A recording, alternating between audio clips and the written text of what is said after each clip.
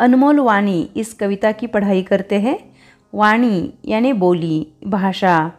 इस कविता के दो कवि हैं। एक ही कविता में दो कवियों की कविताएं हैं।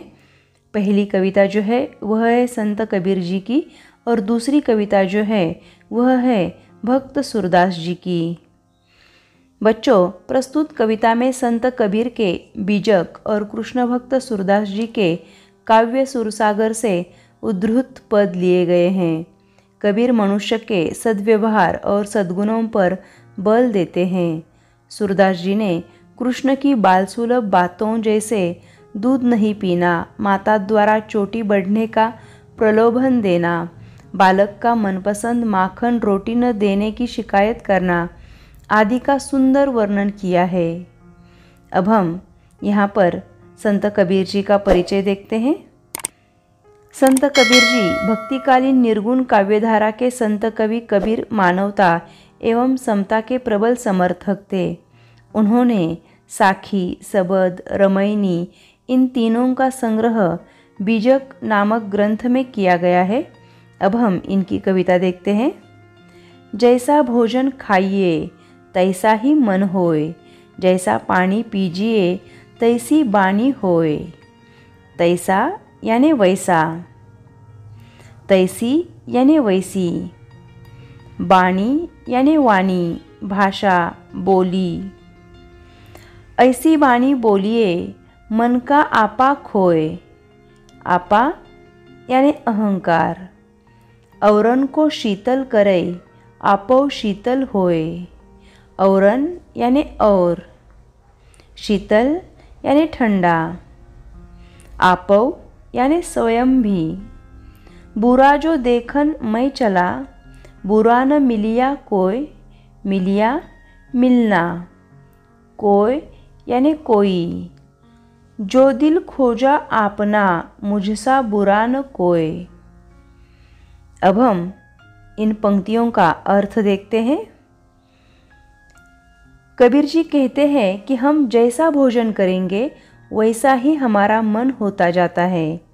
उसी प्रकार हम जैसा जल पीते हैं वैसी ही हमारी भाषा यानी वाणी हो जाती है। अर्थात सादा शुद्ध सात्विक आहार और पवित्र जल ग्रहण करने से हमारा मन और वाणी पवित्र होते हैं। कहने का अर्थ यह है कि खानपान का हमारे शरीर पर बहुत ही प्रभाव पड़ता है। हमें मान और अहंकार का त्याग करके दूसरों से ऐसी मधुर और विनम्र वाणी में बात करनी चाहिए जिससे सुनने वाले को भी प्रसन्नता हो और साथ ही साथ स्वयं को भी प्रसन्नता हो।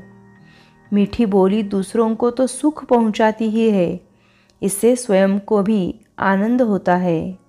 अर्थात मीठी बोली से दिल जीत जाते हैं। कबीर जी कहते हैं कि मैं पूरा जीवन दूसरों के अवगुण देखने में ही लगा रहा, पर मुझे कोई बुरा आदमी नहीं दिखाई दिया। लेकिन जब मैंने आत्मविश्लेषण किया, अर्थात अपने मन में झांक कर देखा, तो पाया कि मुझसे बुरा कोई इंसान नहीं है।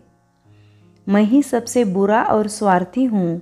अर्थात हम लोग दूसरों में बुराइयाँ ढूंढते रहते हैं। अगर अपने अंदर झांक कर देखें तो पाएंगे कि हम सबसे बुरे इंसान हैं।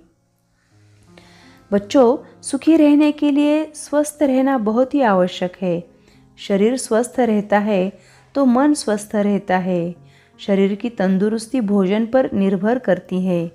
इस संदर्भ में महत्वपूर्ण है कि भोजन कब और कैसे करें। भोजन नियम से मौन रहकर चबा चबा कर करना चाहिए। भोजन पूर्ण रूप से सात्विक होना चाहिए। राजसी भोजन गरिष्ठ होने के कारण शरीर को रुग्ण बनाता है। वही तामसी भोजन करने से शरीर, मन और बुद्धि पर घातक प्रभाव पड़ता है। इनसे अनेक प्रकार की बीमारियां उत्पन्न हो जाती है। मन तामसी स्वभाव वाला, क्रोधी, चिंताग्रस्त और चिड़चिड़ा हो जाता है। बुद्धि स्थूल और जड़ प्रकृति की हो जाती है। ऐसे लोगों का हृदय मानवीय संवेदनाओं से शून्य हो जाता है।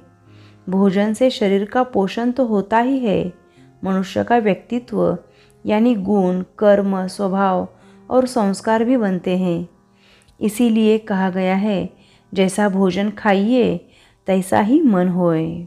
इसलिए हम सबको अच्छा भोजन, सात्विक भोजन खाना चाहिए। अगली कविता है भक्त सूरदास की। अब हम भक्त सूरदास का परिचय देखते हैं। सूरदास जी वात्सल्य रस के सम्राट माने जाते हैं। आपका नाम कृष्ण भक्ति धारा को प्रवाहित करने वाले कवियों में सर्वोपरि है। आपने सुरसागर, सुरसारावली, साहित्य लहरी, नल दमयंती आदि रचनाएं की हैं। अब हम इनकी पंक्तियों का अर्थ देखते हैं। यहाँ पर ये पंक्तियाँ हैं। मैया कबही बढ़ेगी चोटी। कबही म्हणजे कब, मैया म्हणजे माँ, माता, चोटी यानी शिखा, वेणी। किती बार मोही दूध पियत भय। किती यानी कितनी। यह अजहू है छोटी। अजहू यानी अब भी। तू जो कहती बलकी बेनी जो, हवे ले लांबी मोटी। जो यानी की तरह। कांचो दूध पियावत, पची पची देत न माखन रोटी। कांचो यानी कच्चा, पची पची यानी बार बार। सूर श्याम चिरजियो दोऊ भैया, हरी हलधर की जोटी। चिरजियो लंबी आयु, दोऊ यानी दोनों, हलधर यानी बलराम, जोटी यानी जोड़ी। अब हम इन पंक्तियों का अर्थ देखते हैं। बालक कृष्ण माता यशोदा से बाल सुलभ वाणी में पूछता है, माँ मेरी चोटी कब बढ़ेगी? तुम तो कहती थी कि दूध पीने से मेरी चोटी बढ़ जाएगी। मुझे दूध पीते हुए बहुत समय हो गया, पर यह आज भी छोटी की छोटी ही है। तुम तो कह रही थी कि दूध पीने से मेरी चोटी बलदाऊ की चोटी की तरह खूब लंबी और मोटी हो जाएगी। इस बहाने तुम बार बार मुझे कच्चा दूध पिलाती हो और मुझे मक्खन रोटी खाने को नहीं देती हो।